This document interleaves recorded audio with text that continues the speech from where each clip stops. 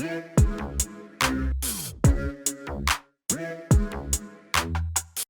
YouTube, today we're going to be talking about one of the hottest IPOs that dropped in the last week or so, and that's going to be Bumble. Everybody is talking about it, and it's one of the hottest dating apps currently out on the market. So today what we're going to do is we're going to start off taking a look at the analysis on Bumble through VectorVest, and then we'll start to dive into some speculation and take a look at some news, headlines, and how it works. So right now, as you can see, VectorVest has it overvalued compared to its price of $74.41, and it has below average safety and is currently rated to hold. So let's go down and take a look at more information on it. So right now, Bumble came out at around $70 a share. Currently it's trading at $74.41, and the value of it though, based on its current financials, is about $6.31. As we can see, it is clearly overvalued right now at this time. It is a new IPO, and with any new IPO, we want you to know that there is a lot of speculation involved. So before you ever get into an IPO, always consider the risks that are involved with it.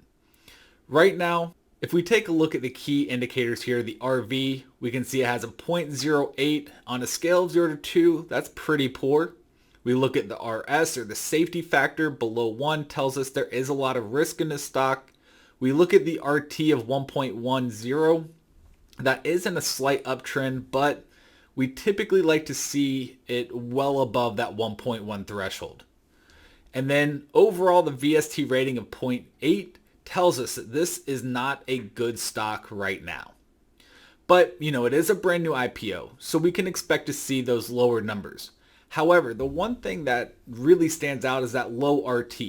If this was going to be a hot stock right out of the gate that everybody wanted to buy, wouldn't we expect to see that RT a little bit higher than 1.1?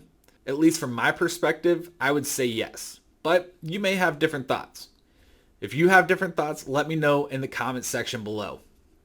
So if we scroll down, take a look at their financials, we see they have a negative growth rate of 7% a year.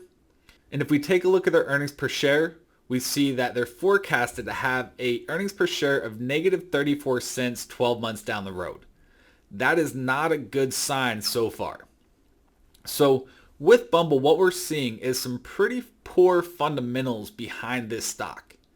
Now, if you take away the fundamentals and look at the company and look at the overall analysis of it, it's a dating app, and dating apps are extremely popular. You look at Tinder, you have Match, you have so many others out there that what makes this one different? If you're not familiar with Bumble, Bumble gives the power to the ladies on this one. So both people have to swipe one way or the other just like they do with Tinder. But the difference with Bumble is to initiate that at first contact, the lady has to reach out to the man. But now that we've covered the analysis through VectorVest, let's go take a look at some headlines and talk about what this company does, how they make money, and what we see for the future of this company so far. So I found an article on bstrategyhub.com, and it talks about Bumble here. And basically how it works. You have to swipe right on someone's profile, and 2 mutual swipe rights equals a match. As we mentioned earlier, the lady has to send the first message within the first 24 hours of both of them swiping right. This definitely takes a lot of the pressure off and could definitely seem attractive, and from the standpoint that if you're the woman using the app, you're not going to get inundated with messages and pictures and all that. So let's scroll down a little bit and see how they make money actually. Because as a company that's going to be publicly traded, that's the number one concern for investors, which is the company going to make money, or do they make money, and how sustainable is that business practice?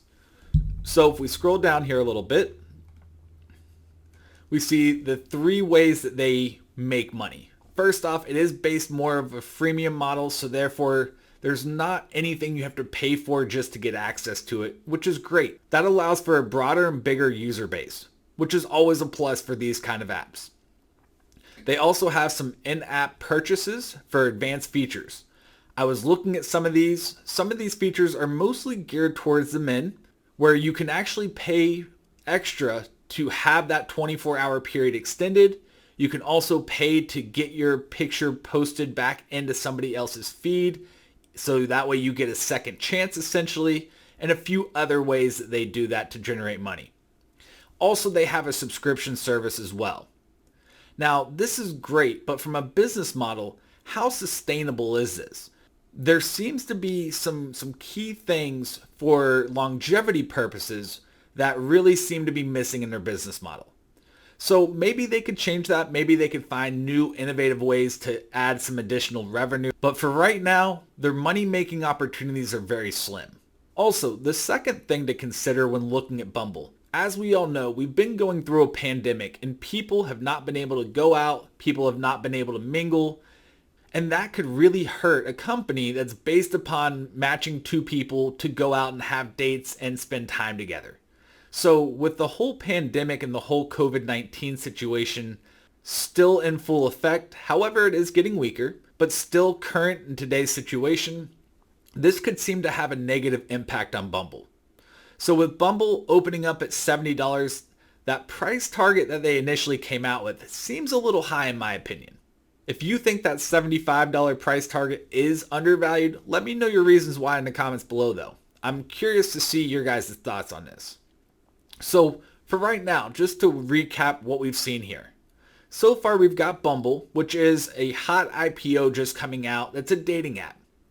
But once again, just like Tinder, it's just a swipe. Unlike Match, that has an actual formula and scientific studies that go into it, and you have to do different types of surveys and questionnaires so that way they can try to find two people that match that way.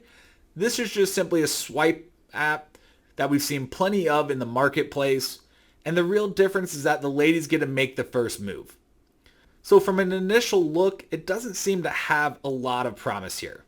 But, you know, things could change. The company could definitely add some new ways to improve their revenue and create consistent revenue flow. They could also take advantage of when the vaccines start rolling out and the lockdowns and restrictions start to ease. That could definitely help boost their sales and help boost their bottom line. But for now, there seems to be just a little bit too much risk involved with this to justify that $70 or $75 price range. Once again, if you guys disagree or if you have other thoughts, I want to hear your thoughts. Let me know in the comments below. And as always, don't forget to like, share, and subscribe. And I'll see you guys in the next video. Bye for now, everybody.